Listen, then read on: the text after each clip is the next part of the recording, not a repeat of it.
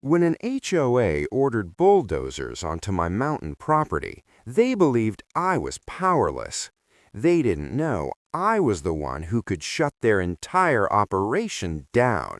I never received a knock at the door. No phone call, no warning notice slipped under a gate or sent by registered mail.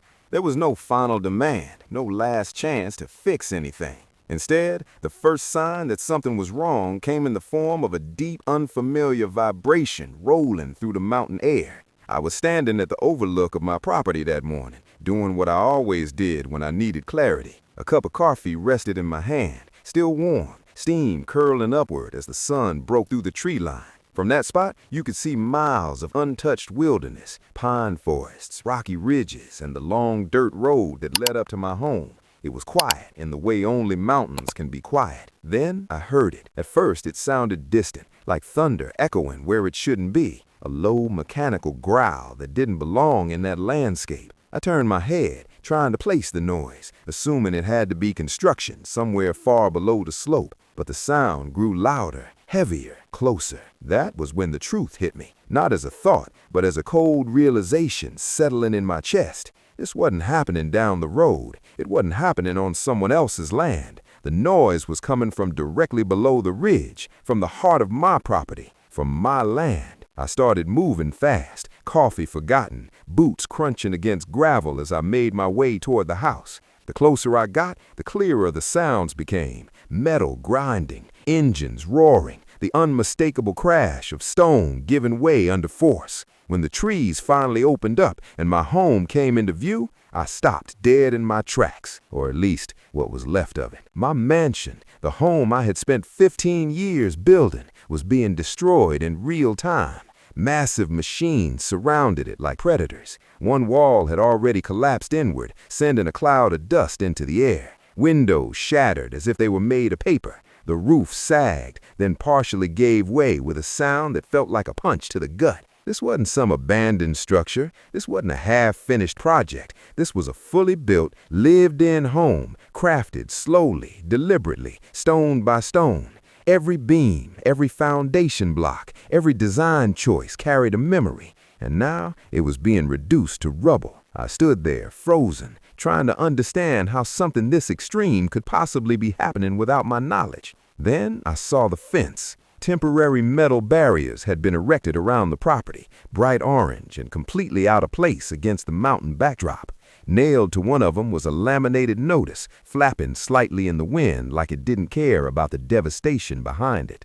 I walked closer and read it. Property demolished due to unpaid HOA fines. For a moment, my brain refused to process the words. I read them again, slower this time, as if the meaning might change. It didn't. According to that single sheet of paper, my home was being destroyed because I supposedly failed to pay fines to an HOA.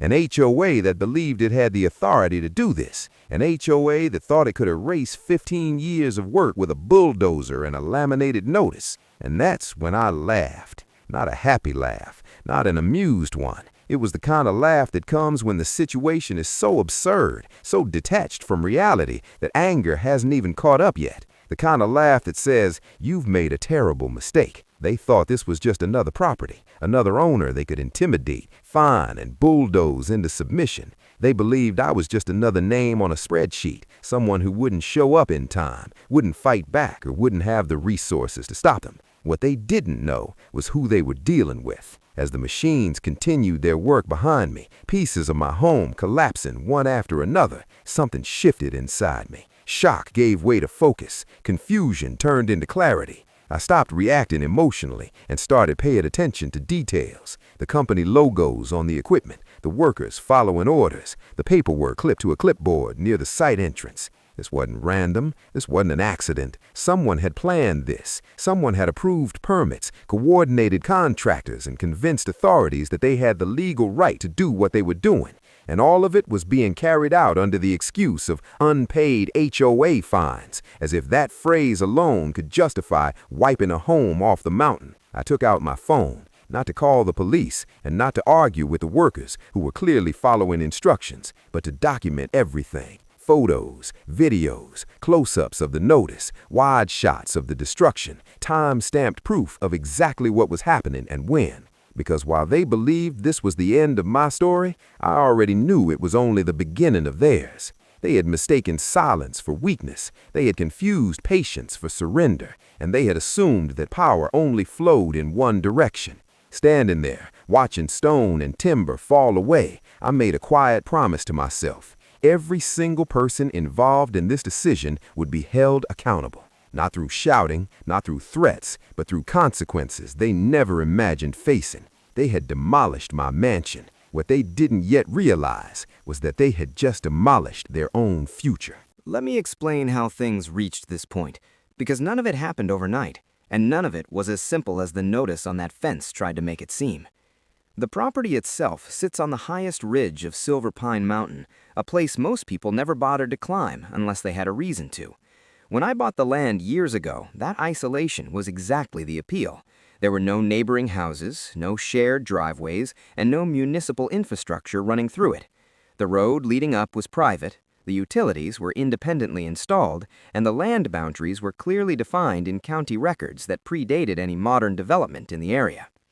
From the overlook, the view was uninterrupted in every direction. Forests rolled outward like a green ocean, broken only by distant rock formations and seasonal snow lines. At night, there were no streetlights, no artificial glow from nearby homes, just stars and silence. That solitude wasn't an accident, it was the entire point of building there. For years, nothing changed. Then, about 5 years ago, I noticed something different on the lower slopes of the mountain. Survey flags appeared where there had once been trees. Heavy equipment began carving access roads into the hillside. What had once been untouched land slowly transformed into construction zones, complete with temporary trailers and warning signs. At first, I paid little attention. Development happens everywhere, and I had no reason to believe it had anything to do with me. Over time, however, the scale of the project became clear. This wasn't a handful of homes or a small private build. It was a luxury development, high-end houses marketed as mountain retreats for wealthy retirees, investors, and short-term rental operators. Gated entrances went up. Decorative stone walls appeared along newly paved roads. A name was chosen, polished and marketed aggressively: Silver Pine Heights. Along with the name came something else: a homeowners association. At that stage, the HOA was nothing more than an internal structure governing the people who had bought into the development. It managed landscaping, road maintenance, and shared amenities for its members. From a legal standpoint, it had no authority beyond the boundaries of its own subdivision. And that should have been the end of it. I never attended their meetings, I never signed their documents, no one approached me with a contract or an offer to join. In fact, no one even asked. My land was separate, higher up the mountain, and clearly excluded from the development's original plats. There was no agreement, implicit or otherwise, that tied my property to their association, at least not one that I recognized. The first letter arrived quietly, almost casually, as if it were routine correspondence.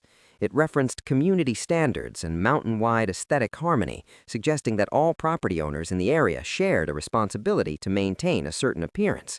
I read it once, confirmed it had no legal standing, and set it aside. A few weeks later, another letter followed. This one was more formal. It mentioned assessments and dues, phrased in a way that assumed I was already part of the association. I responded through certified mail, stating clearly that I was not a member, had never agreed to be one, and did not recognize their authority over my land. There was no reply. Instead, the tone of the communication changed. What began as reminders turned into citations. Fines were listed for violations that made no sense, claims about road usage, exterior compliance, and shared services that did not exist on my property. Each notice referenced HOA bylaws I never seen and never accepted. Once again, I responded through proper legal channels. Each time, my position remained the same. There was no contractual relationship, no jurisdiction, and no obligation on my part. Still, the letters kept coming. Eventually, they stopped pretending to be cordial. The language hardened. Deadlines were imposed. Amounts increased. The implication became clear. They expected payment, not discussion. And beneath it all was an assumption that silence or resistance would eventually wear me down. What the HOA board didn't understand is that ignoring an illegitimate demand is not the same as avoiding responsibility. From a legal perspective, I owed them nothing. There was no recorded covenant binding my land to their association, no easement granting them access, and no statute that allowed them to extend their authority uphill simply because it was convenient. So I continued to ignore the fines, not recklessly and not without documentation, but confidently, based on the law as it stood. That confidence, however, may have been exactly what they interpreted as weakness. Over time, their actions grew bolder. Threats of enforcement appeared in the notices. References were made to liens, penalties, and corrective action. Each letter seemed designed to intimidate rather than inform, as if the goal was no longer compliance but submission. Behind the scenes, I later learned, the HOA board was reinterpreting boundaries, stretching definitions, and convincing itself that the mountain was a shared asset rather than a collection of individually owned parcels. In their minds, elevation didn't matter, history didn't matter, consent didn't matter. What mattered was control. And control, once assumed, tends to be exercised.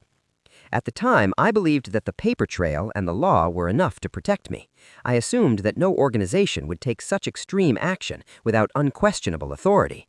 After all, demolishing a private residence isn't a small step, it's a point of no return.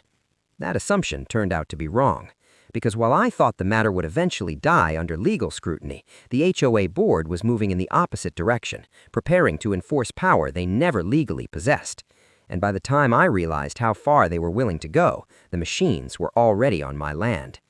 That was the moment I understood that this was no longer about unpaid fines or even property boundaries. It was about what happens when a small group decides that authority is something you can simply take as long as no one stops you in time. The first fine was so ridiculous that I honestly assumed it had been sent to the wrong address. The notice arrived in a thick envelope, printed on expensive letterhead, complete with bold formatting and highlighted sections meant to draw attention. At the top, in official-looking language, it listed the violation clearly and confidently. Violation: non-compliant exterior color. I read the line twice, then looked up from the paper toward my house as if reality itself might correct the mistake. The structure in question wasn't painted. It had never been painted. The exterior was made entirely of natural granite and untreated cedar, materials chosen specifically because they blended into the mountain landscape without artificial colors or finishes. There was no exterior color to comply with or violate. At first, I laughed it off. HOAs make mistakes. Clerical errors happen. Someone probably clicked the wrong property in their system. I drafted a polite response, attached photos of the house, and sent everything back by certified mail. I expected that to be the end of it. It wasn't. A few weeks later, another envelope arrived. This time, the tone was different, less polite, more declarative. The fine had increased, and the explanation had changed. Unauthorized private access road. That accusation struck me as not just incorrect, but deliberately misleading. The road leading to my home had existed long before the HOA development was even planned. It was recorded in county documents, maintained privately, and never connected to any community infrastructure. It wasn't shared, it wasn't gated, and it certainly wasn't unauthorized. Again, I responded. This time, I included copies of land surveys, historical records, and the original permits that clearly showed the road's legal status. Everything was documented, referenced, and delivered in a way that left no room for confusion. Still, there was no acknowledgement. Instead, the fines continued. The next notice cited failure to maintain community aesthetic. That phrase alone told me something important. The HOA was no longer arguing specifics. They were shifting into vague, subjective language that could be stretched to mean anything they wanted. What community aesthetic? My property wasn't part of their community. My house wasn't visible from their roads. My land didn't rely on their services. Yet somehow they were claiming authority over how my private residence fit into an image they had invented. Then came the one that made their intentions unmistakably clear: non-payment of HOA dues. That line changed everything. Dues are not optional suggestions. They only apply if a legal relationship exists. By issuing that fine, the HOA was openly asserting that I was a member, despite never joining, signed, or agreeing to anything. At that point, this was no longer a misunderstanding. It was an attempt to rewrite reality. Each letter that followed became more aggressive than the last. The fines increased, deadlines shortened, language shifted from violation notice to final demand. References were made to enforcement actions, penalties, and corrective measures that felt designed to intimidate rather than inform. The pattern was clear: pressure first, explanation later, if at all. I didn't ignore them out of carelessness or arrogance. Every response I sent was deliberate and documented. I used certified mail so there would be proof of delivery. I stated my position clearly each time, referencing legal boundaries, recorded plats, and the absence of any binding agreement. Eventually, I stopped responding personally and handed everything over to my attorney. My lawyer reviewed the entire paper trail and confirmed what I already knew. The HOA had no jurisdiction over my property. He sent formal cease and desist notices demanding that all communications stop immediately, warning that continued harassment could result in legal action. Those letters weren't demotional, they weren't threatening, they were precise, factual, and backed by statute.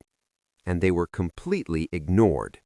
The HOA didn't respond with a rebuttal. They didn't challenge the legal arguments. They didn't even deny the claims. They simply went silent. At first, that silence felt like relief. No more letters, no more fines, no more empty threats showing up in my mailbox. I assumed that once their authority was challenged directly by legal counsel, they had backed off. That assumption, as it turned out, was dangerously wrong. Silence doesn't always mean surrender. Sometimes it means planning. Looking back, the lack of response should have been a warning sign. An organization that truly believes in its legal standing doesn't disappear when confronted. It argues back, it defends itself, it explains. But an organization preparing to take extreme action has no reason to debate.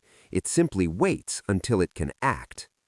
While I thought the issue was cooling down, the HOA board was doing something else entirely. They were consulting contractors. They were speaking with local officials. They were assembling paperwork that made their claims look legitimate enough to pass a surface-level review. They weren't trying to win an argument. They were preparing to enforce power by force. What made it worse was how calculated everything became. The fines, absurd as they were, created a paper trail. The silence created plausible deniability, and the delay allowed them to move forward without interference, assuming I wouldn't realize what was happening until it was too late. By the time I understood that the HOA's quiet wasn't compliance, but escalation, the situation had already moved beyond letters and legal notices. They had decided that if they couldn't intimidate me into submission, they would simply erase the problem. And in their minds, the problem wasn't unpaid fines, it was me. That realization came too late to save my house, but just in time to expose exactly how far they were willing to go and how badly they had miscalculated. The demolition crew genuinely believed they were doing everything by the book. That detail matters because it explains why no one hesitated when the machines rolled in and why no alarms were raised until the damage was already irreversible. From their perspective, this wasn't a reckless operation or an illegal teardown. It was just another scheduled job, approved and authorized like dozens of others they had done before. Every piece of the operation looked legitimate on the surface. The heavy equipment was marked with a licensed contractor's logo. Safety barriers were set up according to regulation. Bright vests, hard hats, and clipboards moved calmly around the site as if this were a routine project. There was no urgency, no secrecy, and no sense that anyone expected a confrontation. They had permits. Not photocopies or rough drafts, but official-looking documents bearing stamps, signatures, and reference numbers. The paperwork authorized demolition due to code enforcement action related to unresolved HOA violations. To an outside observer, it looked clean, formal, and unquestionably valid. They also had law enforcement present. A sheriff's deputy stood near the entrance, arms crossed, maintaining a neutral posture that suggested oversight rather than involvement. His presence alone sent a clear message. This was not something to interfere with. If anyone tried to stop the work, the implication was that they would be the one in the wrong. And then there was the rest of the documentation: inspection reports, compliance notices, and authorization forms, all neatly organized and signed off. Everything had been assembled carefully, just enough to withstand a quick review and discourage questions. By the time I reached the site, the destruction was already well underway. The front portion of the house was gone entirely. One of the exterior walls lay in pieces, the stone I had selected and set years earlier now reduced to broken fragments scattered across the ground. Dust hung in the air, thick enough to taste, and the sound of engines echoed off the mountain like a relentless drumbeat. For a moment, I couldn't move. There's a particular kind of shock that comes when you see something deeply personal being destroyed while everyone around you acts as if it's normal. No shouting, no chaos, just efficiency, precision, progress measured in minutes rather than years. I approached the nearest worker and demanded to know who authorized this. He didn't argue, he didn't panic, he simply pointed toward the paperwork station and told me to speak with the site supervisor. From his point of view, I was just another person asking questions after the process had already begun. The supervisor listened politely as I explained who I was and why this demolition was unlawful.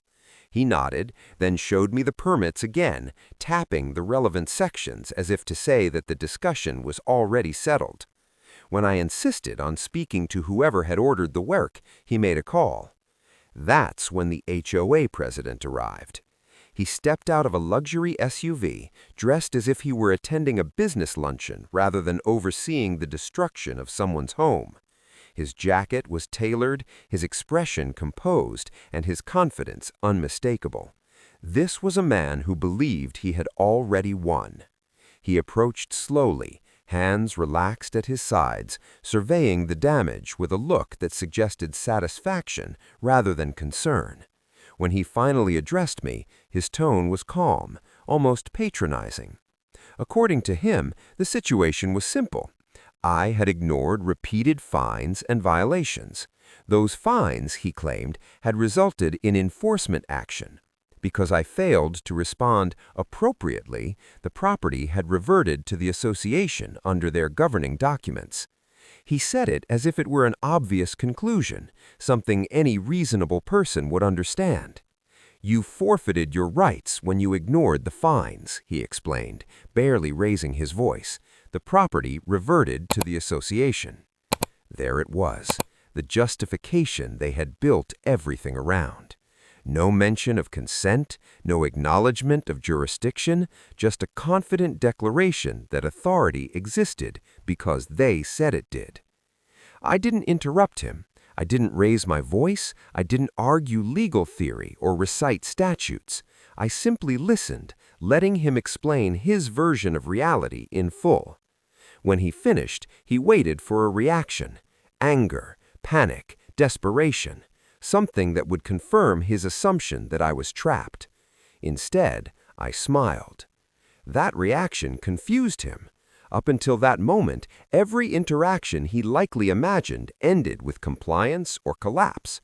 People don't usually smile while watching their homes being destroyed. They plead, they protest, they break down. But I wasn't doing any of those things, because in that moment, I understood something he didn't. Everything he had just said, every confident claim, every assumption of authority was now on record, witnessed, documented, spoken openly in front of contractors, law enforcement, and cameras. He had crossed a line that couldn't be uncrossed. The paperwork he trusted so completely was based on false jurisdiction. The deputy standing nearby had been misled. The contractors had been given fraudulent authorization, and the HOA president himself had just admitted to enforcing power he did not legally possess. This was no longer a gray area or a civil dispute. It was an undeniable, traceable abuse of authority. As the machines continued their work behind us, he seemed to sense that something had shifted. My lack of resistance unsettled him. The smile that had seemed so small a moment ago now felt out of place in the midst of collapsing stone and rising dust. I didn't need to argue anymore. Arguments are for situations where the outcome is uncertain. At that point, it wasn't. What he saw as the conclusion of a dispute was in reality the beginning of an investigation that would unravel everything he and the board had built. The paperwork, the permits, the deputy's presence, all of it would soon be examined in detail, not by the HOA, but by people who didn't take kindly to forged authority and fraudulent enforcement. As the machines continued their work behind us, I knew that stopping it now would only limit what came next. Letting it proceed would expose the full scope of their actions. They thought the demolition proved their power. What it actually proved was their liability. And from that moment on, I stopped trying to save my house, because I was already preparing to take something far more valuable from them, the illusion that they were untouchable. There was a reason no one from the HOA had been able to reach me in the days leading up to the demolition, and it had nothing to do with avoidance or negligence. I hadn't been hiding. I hadn't been ignoring calls. I had been exactly where my schedule required me to be, at the state capitol, wrapped up in meetings that carried far more weight than a HOA board could possibly imagine. When I returned, it wasn't as a homeowner rushing back to deal with a dispute. It was as someone who had just stepped out of a building where laws are written, enforced, and interpreted at the highest level. That distinction mattered more than they knew. Because I am not just a private citizen. I am the governor of this state. That fact didn't change who I was as a property owner, but it changed everything about what happened next. The moment I stood on that mountain and watched my home being reduced to rubble, the situation shifted from a civil disagreement into something far more serious, something with legal, criminal, and institutional consequences. Silver Pine Heights HOA hadn't just overstepped, they had crossed into territory where ignorance, arrogance, and abuse of assumed authority collide head-on with the full force of the law. By authorizing and executing the demolition, they had committed an illegal seizure of private property. There was no court order, no lawful transfer of ownership, no statutory mechanism that allowed an HOA to claim a residence simply because it declared fines unpaid. Property rights do not dissolve because an association decides they should. On top of that, the permits they relied on were fraudulent in effect, if not in origin. Whether forged outright or obtained through misrepresentation, they authorized actions that no HOA had the power to request. Jurisdiction had been falsely asserted, boundaries ignored, and oversight bypassed in a way that would not withstand even minimal scrutiny. The destruction itself elevated the matter further. This was not a minor code violation or a reversible enforcement action. It was the criminal destruction of a protected residence, an occupied, legally owned structure demolished without lawful authority. That single fact alone triggered statutes that went far beyond civil liability. And then there was the deputy. Law enforcement presence gives legitimacy to an action in the eyes of contractors and bystanders. By involving a sheriff's deputy under false pretenses, the HOA had effectively abused local law enforcement authority, placing an officer in a position where his presence unintentionally facilitated an unlawful act. None of this happened in the shadows. Every piece of it was captured on camera. The machines, the permits, the notices, the conversations, the moment the HOA president explained in his own words why he believed the property reverted to the association. It was all documented, not selectively, not emotionally, but comprehensively and objectively. There were timestamps, GPS data, Witnesses, contractor logs, radio traffic, surveillance footage, drone shots, audio recordings. Nothing was left to interpretation or memory. This wasn't a situation where facts would be debated. They were undeniable. Standing there, watching the final sections of my home come down, I didn't need to raise my voice or issue threats. I didn't need to announce who I was or demand that everything stop immediately. That kind of reaction would have been satisfying in the moment, but strategically useless. Instead, I stepped away from the noise and made one phone call. It wasn't to a lawyer, it wasn't to the media, and it certainly wasn't to the HOA. I contacted the state's chief legal officer. The call was short, precise, and unemotional. I described the situation, identified the parties involved, and explained that an HOA had authorized the demolition of a private residence without lawful authority, using permits obtained under false claims and law enforcement presence secured through misrepresentation. I didn't embellish, I didn't speculate. I simply stated facts and told them where to find the evidence. Within minutes, the response was immediate and unmistakable. What had been treated as a local enforcement matter was reclassified as a state-level issue. Jurisdiction expanded, agencies were notified, oversight shifted away from county offices and into hands that had no connection to the HOA, no personal relationships, and no tolerance for improvised authority. The effect was swift. Phones started ringing, emails were sent, instructions were issued. By the time the call ended, the outcome was no longer in doubt. The only remaining questions were how deep the investigation would go and how many people would be caught in it. The HOA had assumed that power flowed upward from them, that by creating enough paperwork and appearing official, they could manufacture legitimacy. What they failed to understand was that real authority doesn't come from letterhead or laminated notices. It comes from law, and law does not recognize imaginary jurisdiction. As the dust settled over the mountain, the people involved began to realize something was wrong. Contractors received stop work notices from offices they couldn't ignore. The deputy was pulled aside and quietly instructed to leave the site.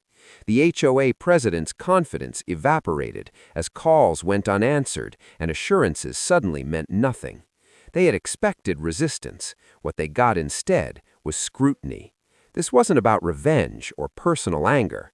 It was about accountability. When an organization decides it can override property rights, manipulate enforcement, and destroy a home based on its own interpretation of power, it becomes a threat not just to one individual, but to the system itself.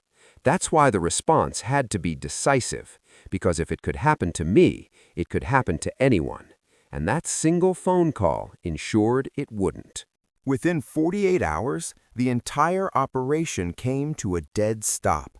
What had looked unstoppable just days earlier, machines, permits, authority, confidence, suddenly froze in place.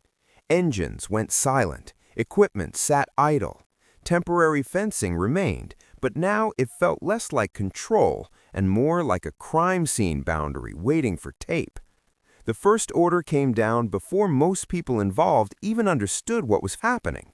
All construction activity was halted immediately, not suspended, not delayed, halted. Any further work on the site would constitute obstruction. That alone sent a shock through everyone who had participated. Then, the financial side collapsed. The HOA's operating accounts were locked without warning. Reserve funds vanished from access overnight. Automatic payments failed. Vendors stopped getting paid. The illusion of stability that the board relied on evaporated the moment state-level oversight stepped in. And then came the subpoenas. One by one, board members were formally served. Some received them at home, others at work, a few during what they thought were routine meetings. Each document was clear, detailed, and non-negotiable. Emails, internal messages, meeting minutes, financial records, permit communications, everything was demanded. That was when the real story began to emerge. Investigators quickly discovered that the HOA's claim over my property hadn't been based on misunderstanding or sloppy administration. It had been constructed deliberately. Easement documents had been altered, boundary maps had been redrawn, filings submitted to the county misrepresented where HOA authority ended and where private land began. None of it would survive close inspection. Worse still, the zoning approvals they relied on hadn't come through legitimate channels. A clerk in the county office, someone with just enough access to move paperwork through quietly, had accepted bribes in exchange for expedited processing and selective oversight. Forms that should have triggered review had been waved through instead. That revelation changed the tone of the investigation completely. This was no longer just about an HOA overreaching its authority. It was about coordinated misconduct involving falsified records, corrupted officials, and calculated abuse of administrative systems meant to protect property rights. As the pieces fell into place, investigators uncovered something even more disturbing. This wasn't the first time. Silver Pine Heights HOA had a pattern, one that had never been exposed because previous targets lacked the resources or influence to push back. Smaller landowners, elderly property holders, absentee owners. Each case followed a similar trajectory: questionable fines, escalating pressure, vague legal claims, and quiet resolutions that ended in settlements or forced compliance. They had perfected the process until they chose the wrong property. The demolition company realized the situation had changed almost immediately. As soon as they were contacted by state investigators, their legal counsel stepped in. Work crews were polled, internal reviews began, statements were issued clarifying that they had acted solely on the basis of provided permits and law enforcement presence. They didn't try to defend the HOA. They distanced themselves from it. The deputy did the same. Once it became clear that his presence had been obtained under false pretenses, he retained counsel and declined further comment. Reports were amended, statements clarified. His involvement, while serious, was now understood in context as someone misled by documentation that appeared legitimate at the time. The HOA president, however, responded very differently. He vanished. Phone calls went unanswered, emails bounced, scheduled interviews were canceled. He stopped appearing at board meetings. His sudden absence spoke volumes. Confidence that once bordered on arrogance was replaced by silence and avoidance. That silence, too, was documented, because while individuals tried to protect themselves, the damage had already been done, and it wasn't limited to a single demolished house. The HOA's actions had undermined trust in local governance, exposed vulnerabilities in permitting systems, and demonstrated how easily authority could be fabricated when no one expected resistance. Every forged document, every misrepresented boundary, every coerced enforcement action created ripple effects that extended far beyond my property. Entire processes had to be reviewed. County offices initiated internal audits, zoning procedures were suspended pending review, permitting workflows were rewritten, oversight protocols tightened. The fallout spread outward, touching agencies and departments that had nothing to do with the original dispute, but everything to do with preventing it from happening again. As for me, apologies began arriving almost immediately. Letters, emails, phone calls, carefully worded statements expressing regret, misunderstanding, and procedural errors. Some were sincere, others were transparently self-protective. None of them addressed what actually happened. Because apologies don't rebuild a demolished home. They don't restore years of effort. They don't undo public humiliation.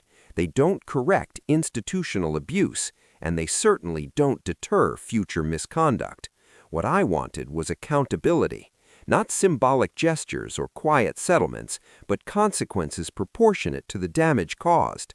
I wanted a clear message sent, one that would be felt not just by this HOA, but by every association that believed it could operate above the law by hiding behind complexity and intimidation.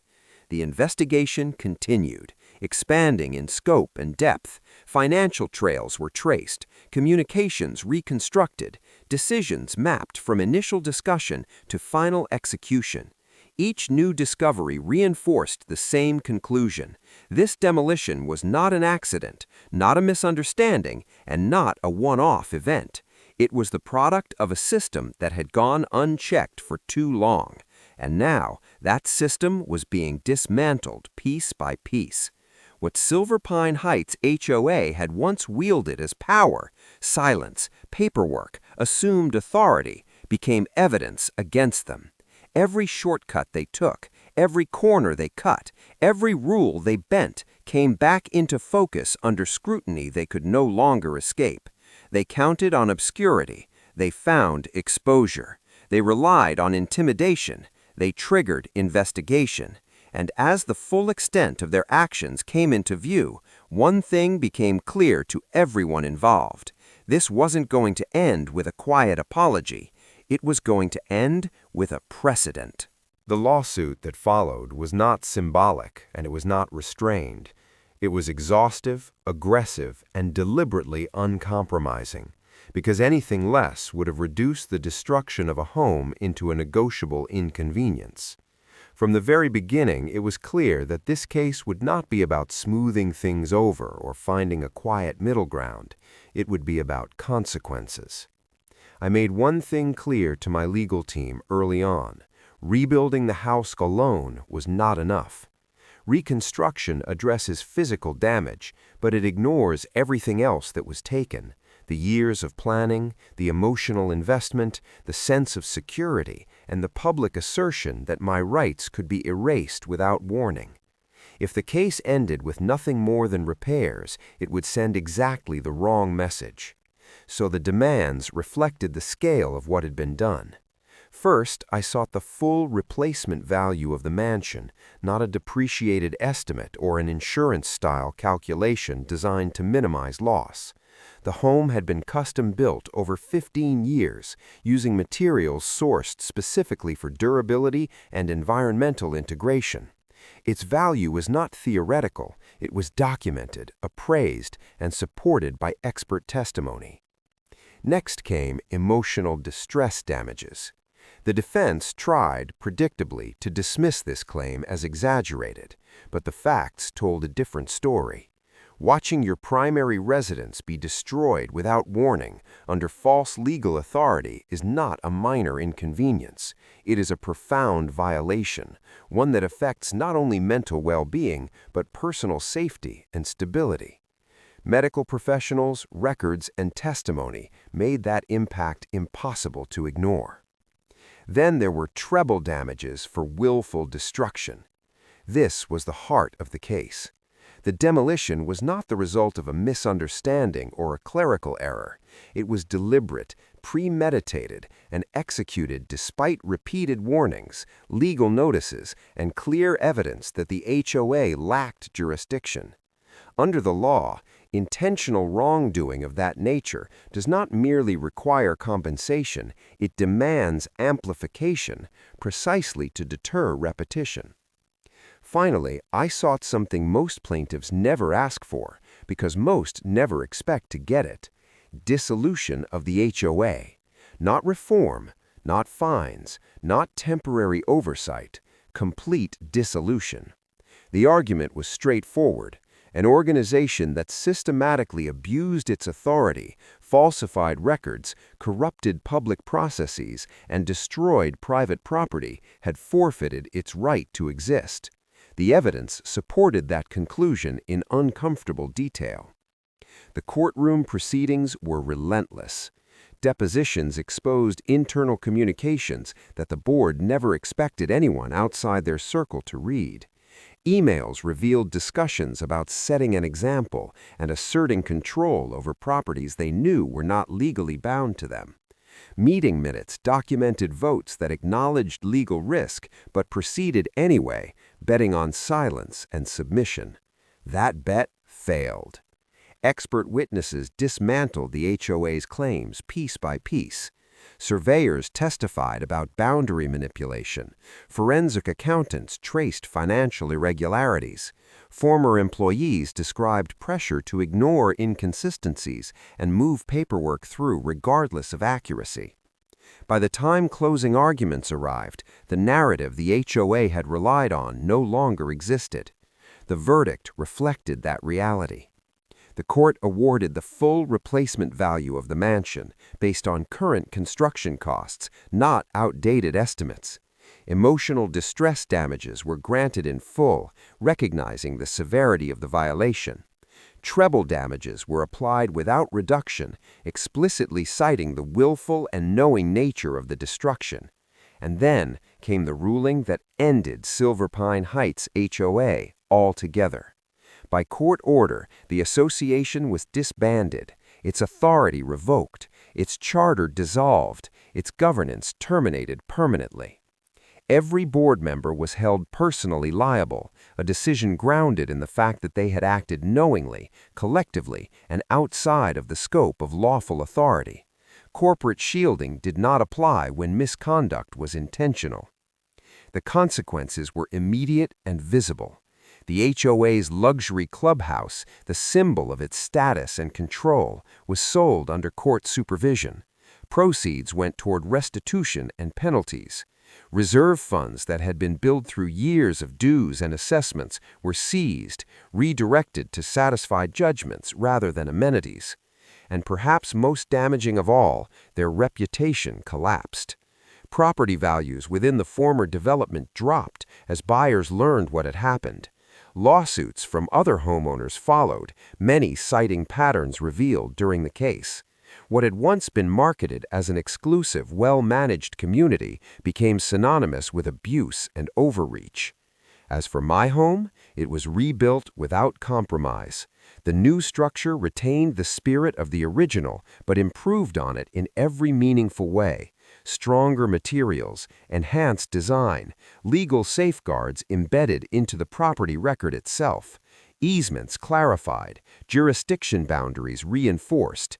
Every vulnerability exposed by the demolition was addressed permanently. It became not just a residence, but a statement, larger, stronger, and legally untouchable. The mountain returned to silence eventually. Construction noise faded. Dust settled. What remained was a rebuilt home and a precedent that would outlast it. The lesson was simple, but it carried weight far beyond one HOA or one property. Authority does not come from confidence. It does not come from paperwork alone, and it certainly does not come from assuming no one will push back. When power is abused, accountability follows, sometimes slowly, sometimes suddenly, but always decisively when the evidence is clear. Silver Pine Heights HOA learned that lesson the hardest possible way, and the mountain, at last, belonged to its owner again. Homeowners associations rely on a single powerful assumption, and it has nothing to do with bylaws, fines, or legal language. They operate on the belief that most people will not fight back, not because those people are wrong, but because resistance is exhausting, expensive, and intimidating by design. HOAs understand human behavior very well.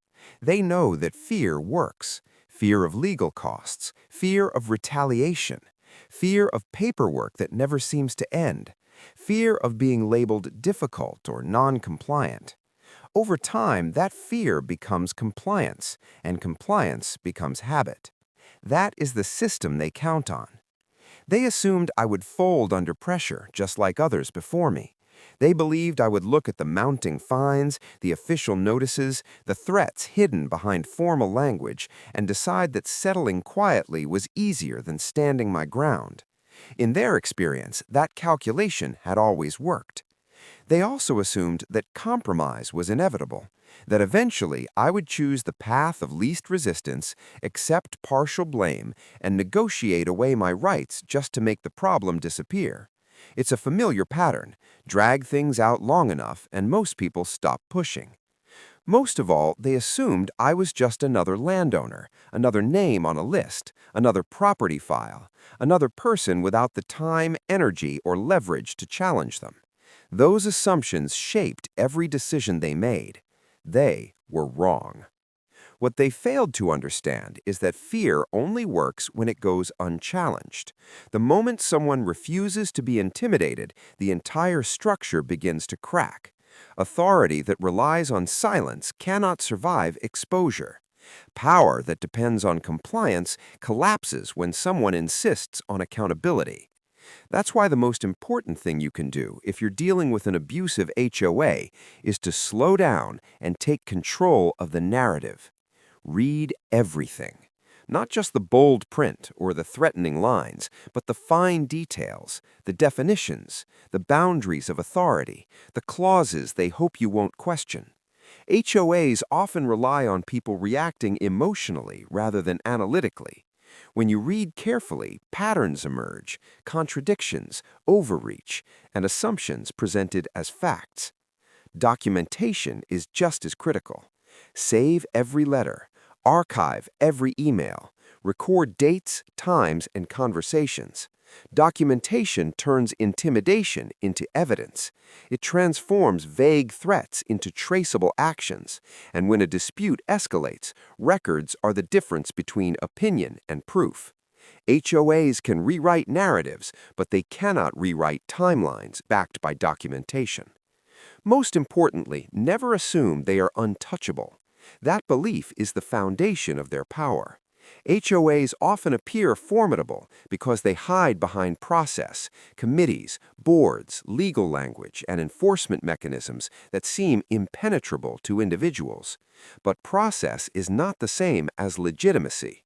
Authority must be earned, exercised within limits, and accountable to law. When an HOA exceeds its jurisdiction, manipulates rules, or weaponizes enforcement, it exposes itself to scrutiny. And scrutiny is something organizations that thrive on quiet compliance are rarely prepared for. Fighting back does not mean being reckless or emotional. It means being deliberate. It means understanding your rights, using the systems designed to protect them, and refusing to accept intimidation as normal. Sometimes it means seeking legal counsel. Sometimes it means escalating beyond the channels in HOA controls. And sometimes it simply means refusing to disappear. What happened to me was extreme, but the lesson applies broadly. Abuse of authority does not start with demolition. It starts with small, unchecked actions that go unchallenged because people assume resistance isn't worth the cost. That assumption is exactly what allows abuse to grow. The irony is that the same HOAs that rely on fear are often structurally fragile. Their power exists as long as no one examines it too closely. Once examined, the gaps become visible, jurisdiction weakens, authority dissolves, and the confidence that once seemed unshakable disappears. That's why standing up matters, not just for your own property, but for everyone watching. Because when one person refuses to fold, others realize they don't have to either. The final lesson is simple, but uncomfortable for those who abuse power. Sometimes the house an HOA demolishes does not belong to someone powerless. Sometimes it belongs to someone willing to document every step, challenge every assumption, and hold every decision up to the light. And when that happens, the consequences travel in the opposite direction. The structure that falls isn't the house, it's the illusion of untouchable authority. If you're dealing with an HOA that has forgotten its limits, remember this story. Remember that intimidation only works when it goes unanswered. Remember that silence is often mistaken for consent, and that assumption can be costly. Because occasionally, the person on the other side of the notice isn't afraid to fight back. And when that happens, everything changes.